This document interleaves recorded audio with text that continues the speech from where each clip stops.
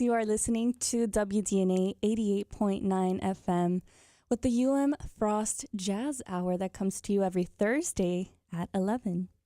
I'm Nicole Garcia, your host. Every Thursday, I'll also be with you today for the Latin Jazz Quarter, 12 to 3 p.m.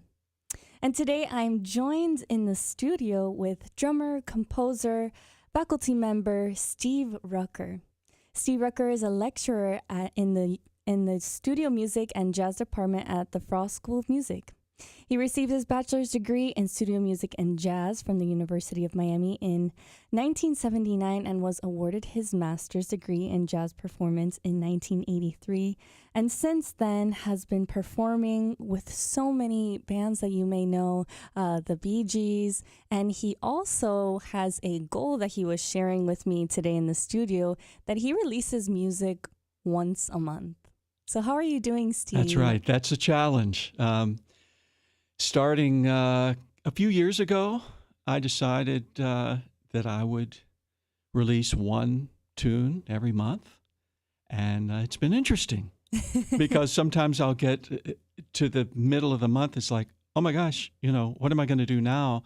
And it's almost like being on the clock, writing for TV or film or something, only this is a self-imposed challenge. But it's worked out, Yeah. Has there been a month that you got really close and you thought, maybe I'm not going to be able to do it this month, but you pulled through? Super close. And I've got some great friends, musicians, who have really helped me out over the past couple of years. And I can reach out to some people and, sort of give them a sketch and we pull it together. And I've got things lined up for the next several months. I'm just kind of waiting on tracks for a lot of things. Oh, okay. Yeah. Got it. So the compositions are completed. You sent it out and you're just waiting to get the tracks back. To come in. Yeah. So what is your latest release? Well, the latest one is Moritz World, which is sort of a mood piece that I think we'll probably listen to this one next week, but it's a couple of good friends of mine, Tom Lippincott, Dave Fernandez, who play on a lot of my compositions. And I'm going to release something probably a week from now that's a little bit crazy. Maybe we'll listen to this, I don't know, next summer or something when it comes out. But we were in Paris about 10 days ago, and there was a huge hailstorm. We walked into our hotel, nice day. All of a sudden, huge hailstorm for about 5 minutes, and I took video of it. And it's the hail like crashing into the windows. So I just wrote a little thing around that. Okay. So you can hear the hailstorm in the background, and then some pads and some melodies and some drums. So you used the actual recording as a used sample. the hailstorm. Yeah. Wow. Yeah. So the hailstorm bailed me out for this month. Inspiration is anywhere. Yeah. You find it anywhere. It really is. Yeah. So let's get started with the music. Here on the playlist, we have the first one is entitled The Bubble, then Musique de Film. Mm-hmm. And afterwards, we'll take another little short break and chat a bit more about the compositions. And just a little thing about The Bubble. The bubble is about the bubble that we live in. Everybody's sort of in their own bubble. And it was influenced by a UK drummer, a producer, composer named Yusef Days. Sort of got the vibe from that, nothing like super specific. And the thing about this one is there's this harmon mute trumpet sound in it. Well, I grabbed the sound for this project I'm working on with Randy Burnson called Santa's Brew. It's Christmas tunes done in the style of Bitches Brew, Miles Davis Bitches Brew. So I did Hark the Herald Angels Sing, 2 drummers, 2 bass players, 2 keyboard players, sort of like the record. And I found this harmon mute sample. So when I was starting to write this, I was like, the harmon mute really kind of inspired the whole thing. It's like I couldn't have a sample on my release, so I reached out to Michael Mayo from the University of Miami. he just happened to be in the studio when I texted him, and he did the part, and so that's where that comes in. But I do have to mention before we play this, I do this on some of my compositions. At the very end, you can hear a bubble bursting. And that's when I know if somebody's actually listened to the piece from beginning to end, because somebody will comment, what was that bubble? So anyway. I'll be listening for that. All right, folks, here's The Bubble by Steve Rucker.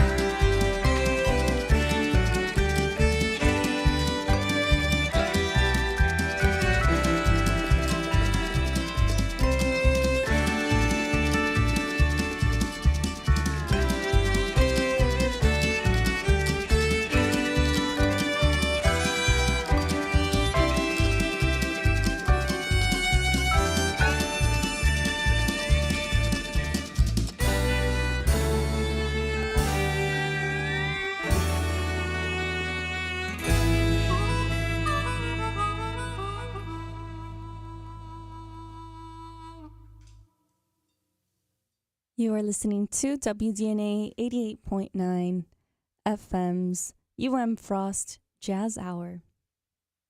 Today we're sitting in the studio with Steve Rucker as he shares a bit about his compositions with us and the fact that he aims and has completed releasing one tune per month.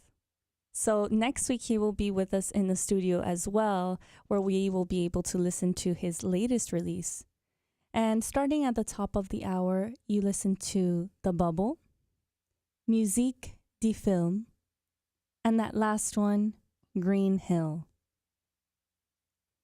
So I don't know if you want to add a little bit about how you compiled this playlist before we take in another short break. But the tunes and the compositions are very different. They are. They're kind of all over the place, aren't they? And I think when somebody maybe listens to drummer composition, they're going to think, oh, it's going to be very rhythmic, or it's going to be funky, or whatever. And I just, I've sort of made it one of my goals to just write something sort of outside of my wheelhouse. Hey, let me give this a shot, So The Bubble, pretty straight ahead, kind of drummy sort of thing.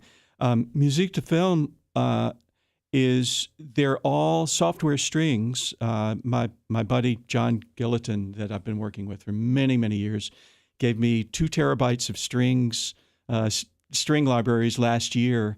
So I wrote something then, and Musique de Film uses those strings. So they're not real, but it's a little scary, how good they sound. But everything else is live humans. Dave Fernandez, I'm just so blessed to have these musicians that work with me and actually like to work on projects. And, we work on projects together. I do some of his music and he does mine. But Dave contributed all the woodwinds, flute and clarinet and beautiful tenor solo. Tom Lippincott, John Gilliton on Musique de Film just has these beautiful little, aside from his solo, it's just little pianistic things that really make the song. The title comes from when Dave finished recording. He said, "Man, this sounds like film music." So I could call it film music, but I thought the French thing, lent a sort of a different. Different tone. It paints the picture. Yeah, right. Yeah. And Green Hill is a tiny, tiny little town in the North Carolina mountains where generations of my family came from. And so I was trying to imagine, well, what kind of music were they listening to, years and years ago? So I'd never written a country tune before. So I wrote this little ditty and sent it to my dear friend Tim Smith up in Nashville, and he got all the sort of A-list Nashville players. Yeah, he took care of everything. Charlie McCoy, who's just like a legendary harmonica player, Hall of Fame harmonica player. Billy Contreras went to the U years ago, just an amazing, amazing fiddle player. He played on another thing of mine that we listened to last year. And what kills me about this is there's this pedal steel solo on it. Eddie Lang, he's just ripping on it, like almost like a bebop solo. So that's Green Hill, and it's really about sort of my homeland. I come from North Carolina, and it's my homeland, North Carolina mountains. So that's a special place for me. But yeah, it's all over the place. Yeah. The next thing we're going to listen to is coming from a completely different direction as well. Yeah, and it's really a treat to be able to hear where the inspiration for these songs come from. It's not often that we get to have the composer live in the studio explaining to us who recorded on it, when they recorded, how these ideas came about, where they came from. And so I'm looking forward to listening to the rest of the playlist, and I'm sure that the WDNA listeners are as well. So we're going to take a short break, and we'll be back with Precipice.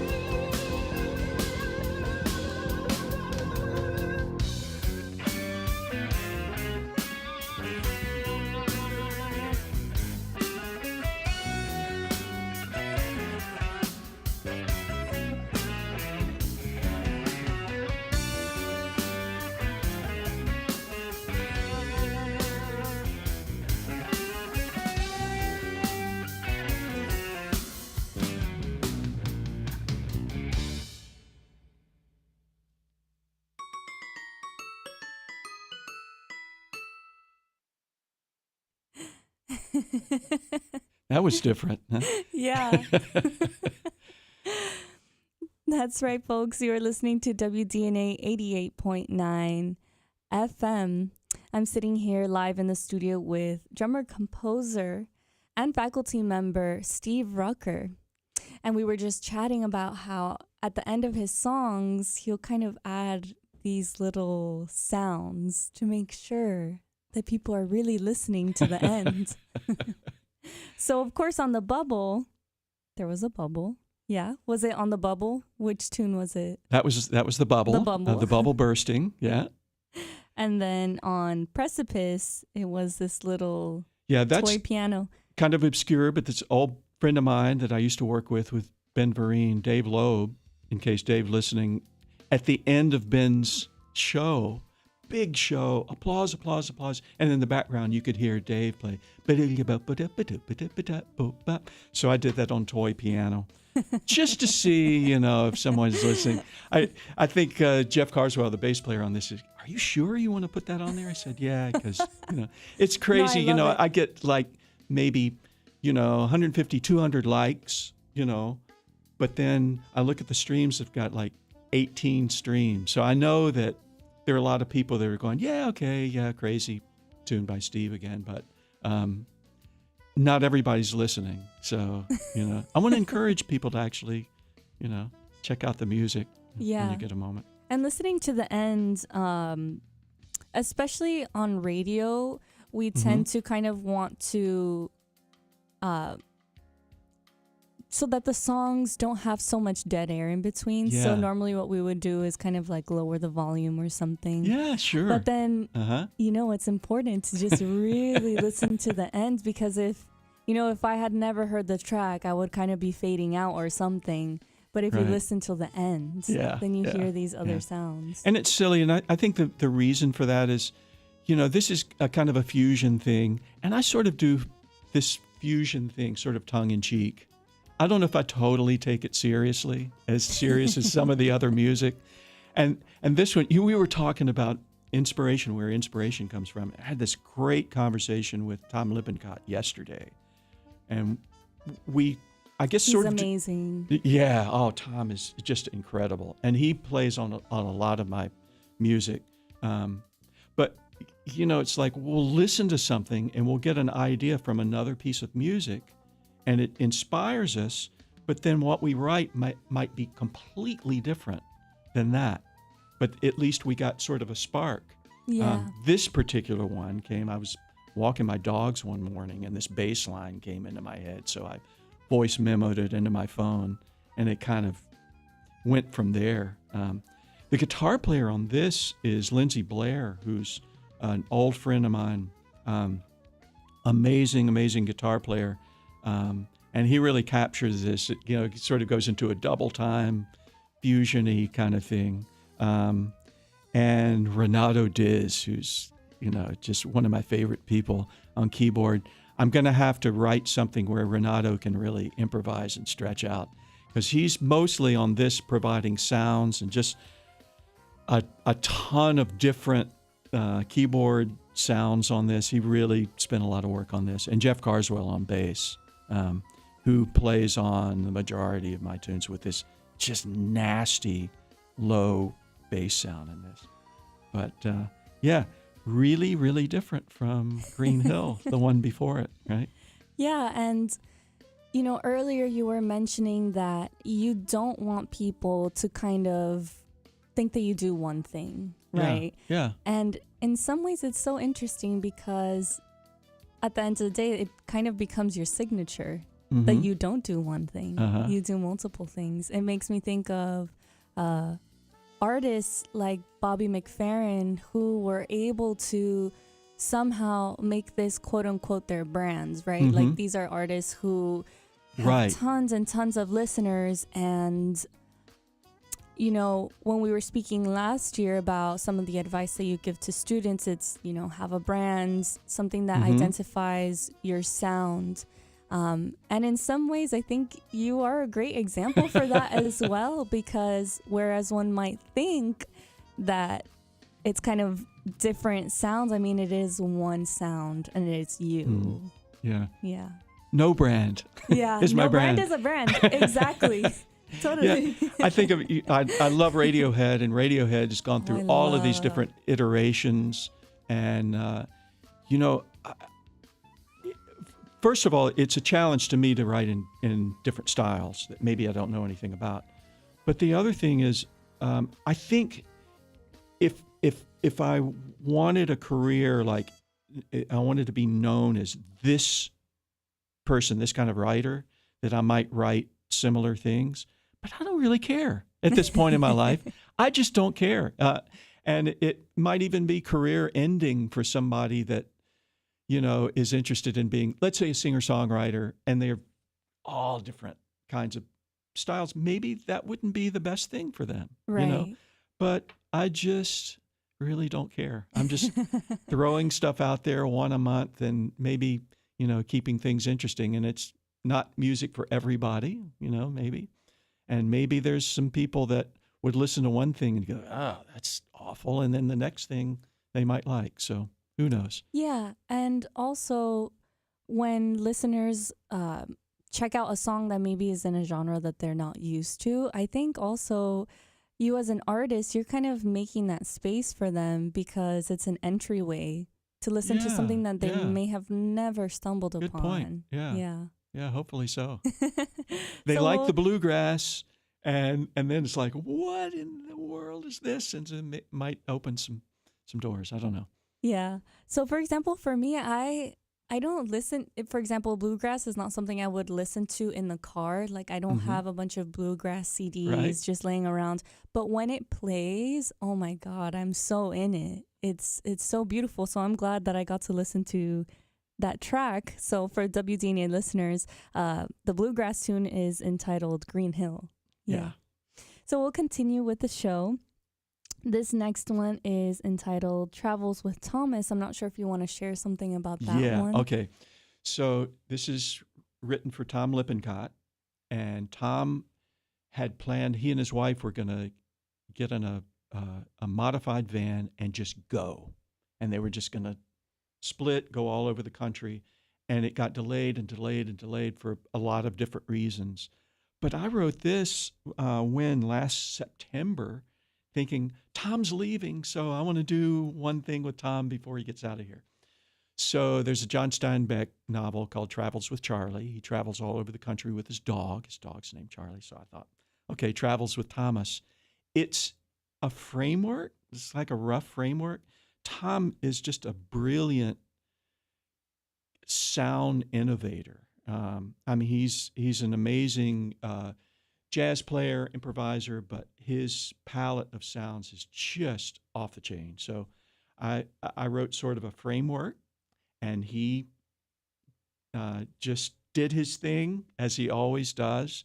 By the way, this one, my son Matt is getting into sound design, so he contributed some sounds. There's some crazy sounds in this. This is pretty avant-garde. So Ooh, I think I like this one. Gives me an excuse to play it on the air. Wasn't me, folks. It was Steve Rucker. He wrote it. So that's Travels with Thomas.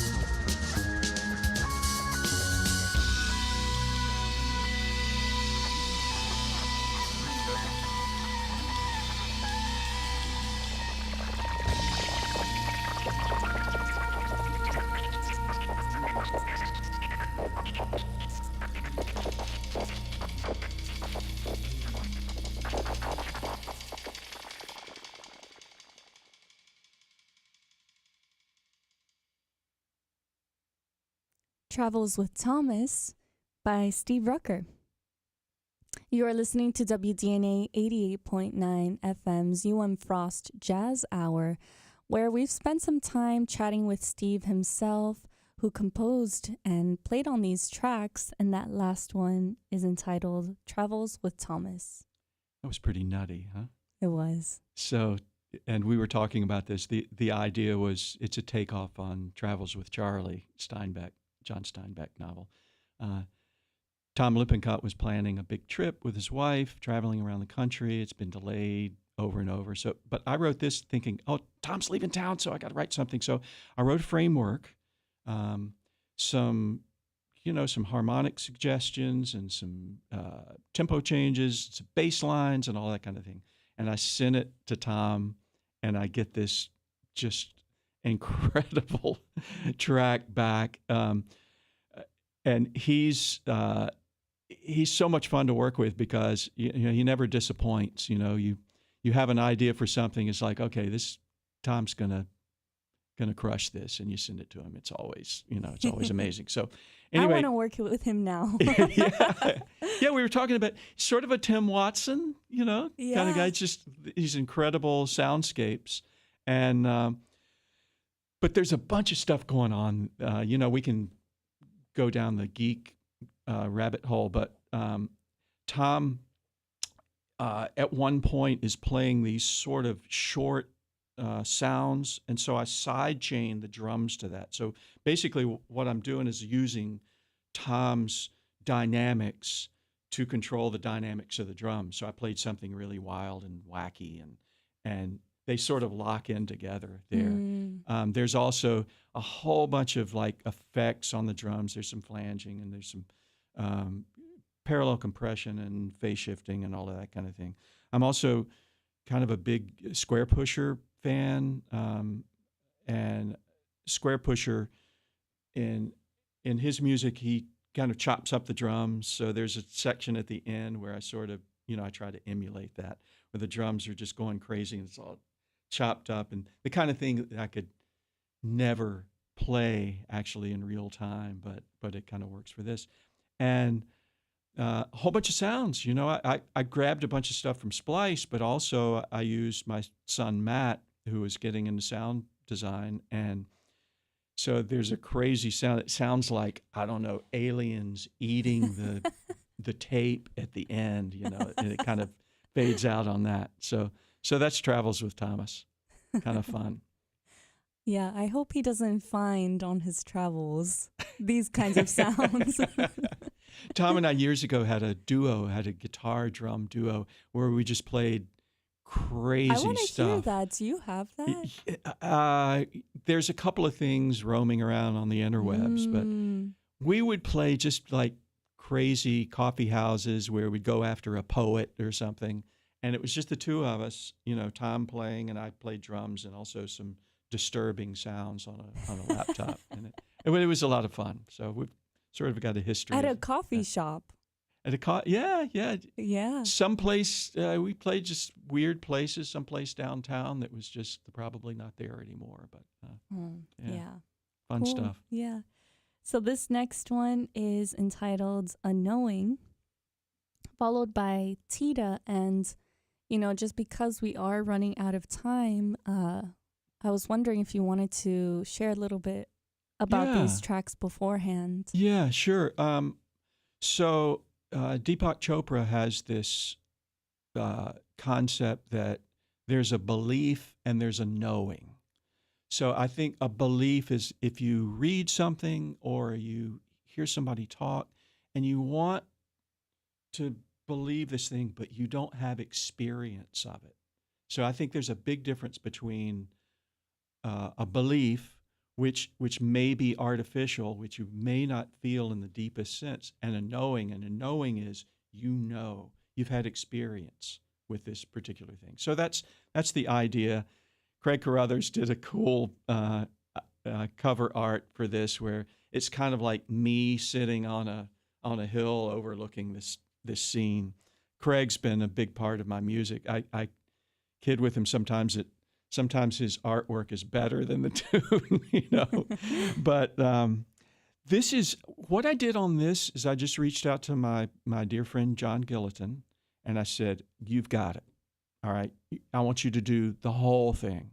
So I'm still playing drums on it, but he's responsible for all the sounds. And he's been associated with this Italian instrument modeling company called Swam. And so the sounds you hear on this, it sounds like a soprano sax, and it's actually John emulating soprano sax. And so he's responsible for all the keyboard sounds and bass sounds and everything, and just the general sonic landscape. The last thing, if we don't run out of time, the last thing is called Tita. It's a short piece that I wrote for my aunt Tita, who passed away a couple of years ago. And it's just a simple little melodic sort of orchestral piece. Yeah. I hope we get a chance to listen to it. Well, thanks so much, Steve, of course, for joining us this here is at the fun. station. Yeah, I'm looking forward to next week. Folks, make sure you stay tuned for BBC News and for the Latin Jazz Quarter. But this is A Knowing by Steve Rucker, followed by Tita.